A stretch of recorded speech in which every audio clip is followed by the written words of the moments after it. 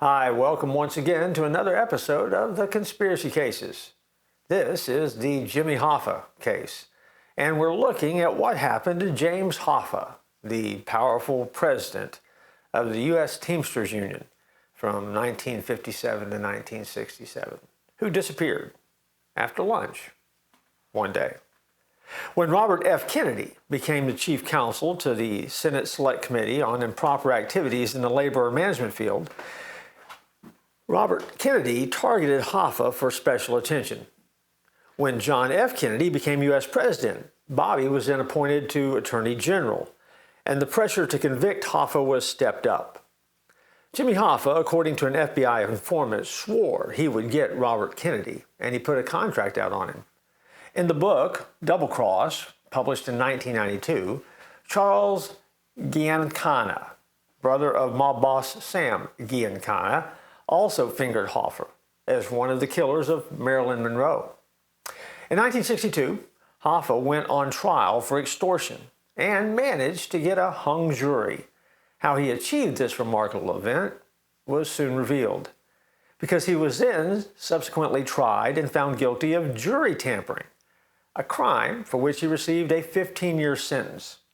And so in 1964, he was convicted of defrauding the Union pension fund of almost $2 million. When in 1967 his legal team ran out of appeals, Hoffa then began serving his sentences in the federal penitentiary in Lewisburg, Pennsylvania. To run the Union in his place, Hoffa engineered the election as its president his protégé, Frank Fitzsimmons. Fitzsimmons, to Hoffa's chagrin, refused to be a puppet whose strings would be pulled by Hoffa from the Louisville Penitentiary.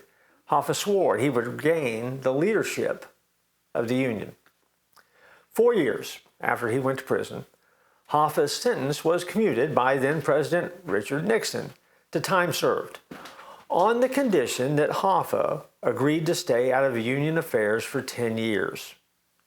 Hoffa was in the midst of planning to mount a legal challenge to that restriction in order to reassert his power and to take over his power over the Teamsters.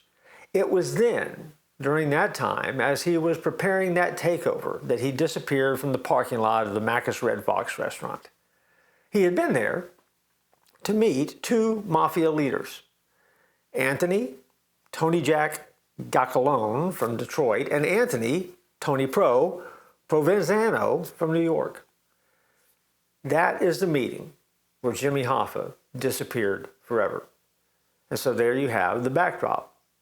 Targeted by the Attorney General of the United States, on the radar of the President of the United States, tampered with a jury, went to prison, and then orchestrated a plan to reassert himself as the president of the Teamsters even while he was in prison. Once he was released, he was legally bound for 10 years to stay away. And it was during that time, as he was planning that comeback, that he disappeared. How did it happen?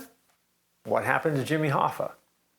We will continue that in our next episode of the Conspiracy Cases.